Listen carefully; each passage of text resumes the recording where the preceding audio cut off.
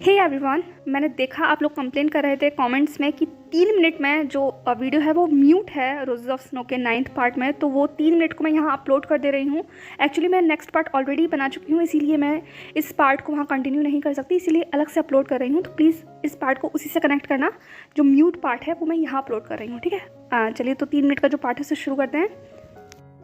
जान ने कहा, मुझे कुछ नहीं चाहिए और अगर मुझे कुछ चाहिए होगा तो मैं आपसे मांग लूंगा। ये सुनकर लूसी के फेस से भी वो स्माइल जा चुकी थी। उसके फेस पे भी एक कोल्डनेस आ गई। उसने अपनी स्टर्न वॉइस में कहा, एज योर विश। इसके बाद वो इबो की टेबल की तरफ पढ़ने लगी। जान बस यही देख रहा था। जान को पता है इबो को कभी भी पसंद नहीं आता कि कोई भी उसके पर्सनल स्पेस में इंटरफेयर करे, और इस वक्त लूसी उसी के पर्सनल स्पेस में बढ़ रही है और वो वहाँ जा क्यों रही है। पर इससे पहले कि जान कुछ भी कह पाता, लूसी जाकर इबो की चेयर पर बैठ गई थी। अब तो जहान का पारा लगभग कंप्लीटली पार हो चुका था। वो लूसी को बहुत ज़्यादा इरिटेटिंग लुक के साथ देख रहा था और लूसी इबो के डेस्क को साफ कर रही थी।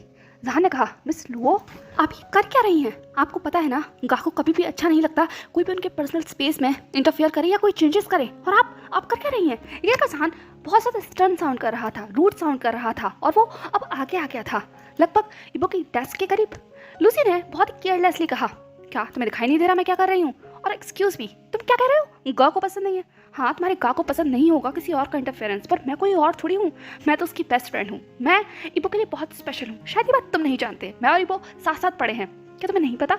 ओ, तुम्हें पता कैसे होगा? ये हमारा पर्सनल मैटर है, यू नो। ये कहते हुए लूसी बहुत शेमलेसली स्माइल करने लगी, और उसकी ऐसी स्माइल देखकर जान को खुद भी नहीं पता था कि वो उस वक्त क्या फील कर रहा है, लेकिन सच में उसका गुस्सा उसकी आंखों में नजर आ रहा था, और ये चीज लूसी इंजॉय कर रही थी। पता नहीं क्यों, पर उसे जान का इस तरीके से देखना बहुत अच्छा लग रहा था, और ये गेम वो उसे और ज्यादा इंटरेस्टिंग लग रहा था। लूसी ने कहा, जान इतना मत सोचो, मैं डेली बुक लिए ऐसा करती हूँ, और उसकी डेस्क को साफ करना मेरा फेवरेट काम है, तो इसमें मुझे कोई प्रॉब्लम नहीं होने वाली। और तुम शायद बैठ जाओ, तुम्हें प्रॉब्लम हो रही होगी, तुम थक कर आए हो ऐसा लग रहा है तुम्हें देखकर।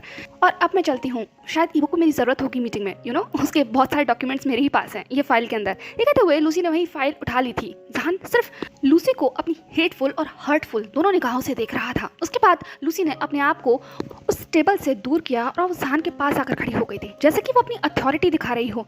जान से कह रही हो, stay out of my matter, ये सब कुछ मेरा है।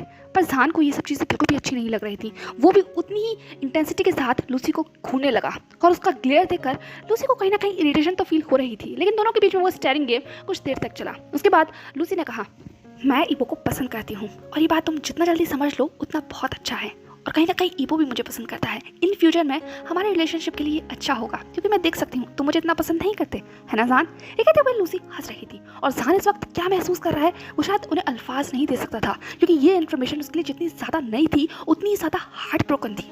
ईबो को पसंद करना कोई नई बात नहीं है। जान जानता है ना जाने कितने सारे लोग हैं जो ईबो को एडमायर करते हैं, उसे पसंद करते हैं, उसका फैंडम बड़ा है, लेकिन ईबो किसी को पसंद करे ये कभी हो नहीं सकता।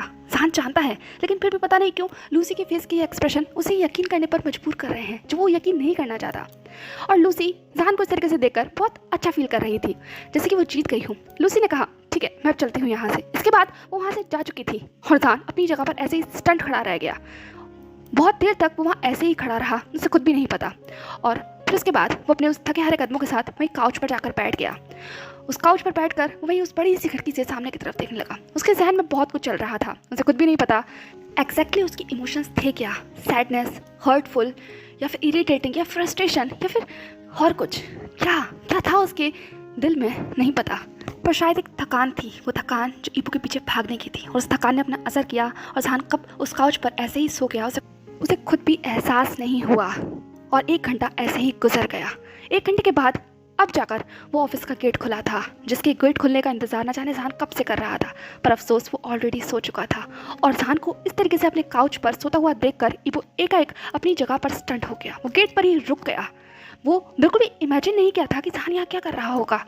वो तो अभी थक हार कर इतनी बड़ी मीटिंग को खत्म कर यहाँ आया है, और उस पर जान को इस तरीके से यहाँ बैठे हुए देखना। सो हे एवरीवन, ये रिमेनिंग पार्ट है। आई थिंक कोई प्रॉब्लम हो गई थी यूट्यूब की तरफ से, जैसे वो लास्ट की जो वीडियो है वो म्यूट हो गई, ठीक है। तो मैंने अब उसे अपलोड कर दिया है, तो कंफ्यूज मत होइएगा। ये पार्ट मैं आगे भी ऐड कर सकती थी, बट नेक्स्ट पार्ट मैं ऑलरेडी बना चुकी हूँ, और वो वीडियो एडिट करनी पड़ती, इसलिए मैंने इसे अलग से अपलोड किया है, ठीक है। आई होप आप लोग समझ गए होंगे। चलिए इसे खत्म करते हैं, चलिए मिलते हैं नेक्स्ट पार्ट में, तक के लिए बाय।